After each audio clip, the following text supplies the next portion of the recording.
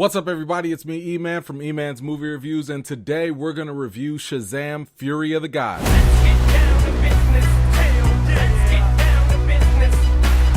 Alright, let's jump right into a quick intro. The Shazam family is thrust into a battle for their superpowers, their lives, and the fate of the world when the Daughters of Atlas arrive on Earth in search of the magic stolen from them long ago. Alright, let's jump right into the good. The good. Now, I always thought that the casting of Zachary Levi was a great plus and a great bonus for the whole Shazam franchise, and in this sequel, he was also a wonderful highlight. Now, I thought he perfectly embodied the man-child persona of the character, and he keeps the interest going whenever he's on screen. This time around, he got more screen time than Asher Angel, which probably could be a double-edged sword. But then again, I kind of understand because Asher's kind of growing up a little bit and he's not looking like the little kid like he used to before. Nevertheless, Levi's performance was enjoyable, especially when some of the quippy jokes he dished out actually landed. Now, besides Levi, I thought Helen Mirren was exceptional with what she had to work with in this role.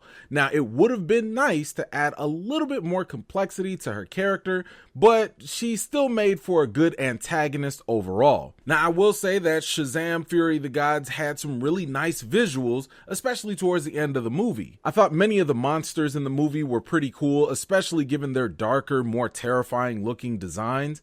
And I thought the visual effects regarding all of the massive destruction that takes place came off as incredibly believable. Now, the final act of the movie brought on a major battle scene that looked genuinely astonishing.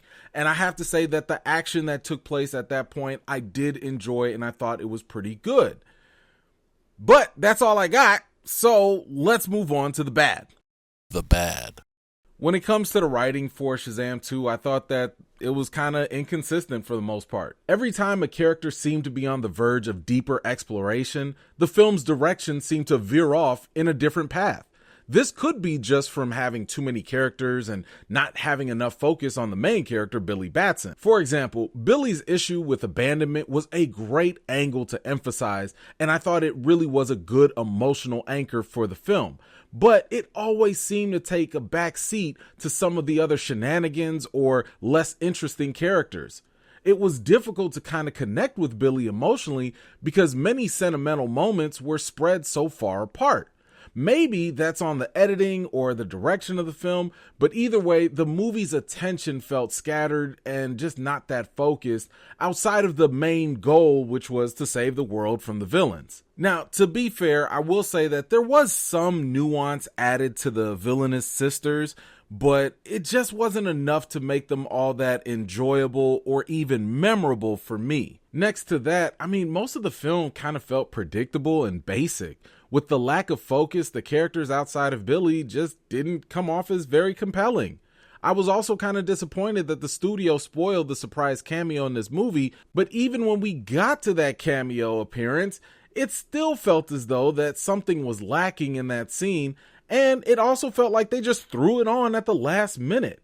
Now, if you've seen the previous Shazam movie, obviously humor and comedy is a part of this franchise. And by the way, I thought it really worked very well in the first film. In the second film, however, the comedy was very hit or miss. I thought that this sequel leaned way too heavily on more remedial and forced humor. It almost felt like the movie couldn't go 10 minutes without a mandatory bit of comedy. I also wasn't a big fan of the transformation of one of the more serious characters from the previous film. Now, while the movie overall does not have to be overly dramatic, I just didn't see the point of portraying that character with a much more silly demeanor. Okay, enough of that. Let's get on to the reason. The reason. Shazam! Fury of the Gods was a formulaic, overstuffed, silly superhero movie that probably would have been better received maybe 10 or 15 years ago. There were so many times when I thought I was watching a movie on the Disney Channel, given how kiddie some of the story beats would turn out. Now, I do believe that younger audiences will appeal a little bit more to this movie, even though it is PG-13 given its violence and language.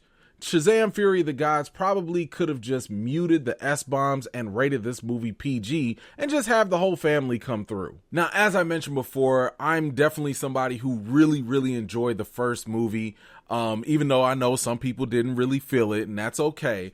But this movie, the story being all over the place, the villains being kind of blah, and the extra silliness, it just didn't work for me. And on top of that, there were 2 post-credit scenes that honestly felt kind of like a waste of time. Like, I was watching them and I was just like, neither one of these post-credit scenes are doing their job, which is basically get me excited for what's gonna happen next. Anyway, when it comes to the rating for Shazam Fury of the Gods, I've got to give it a 5.5 out of 10. While this is not my favorite Shazam movie, I will say that I think the best way to have a good time with it is just to keep those expectations low. And you might actually have a better time watching it if you happen to watch it with younger kids. Anyway, do you plan on seeing Shazam Fury of the Gods in theaters? If and when you do, come on back to this video and let me know what did you think about it. Anyway, thank you so much for taking the time to watch my video. I really appreciate it. If you're new here and you like what you see, don't forget to like this video, subscribe, and don't forget to hit that bell so you don't miss out the next time I drop a video. I've got more videos and reviews to do for you all, and until next time, I'll see you all later.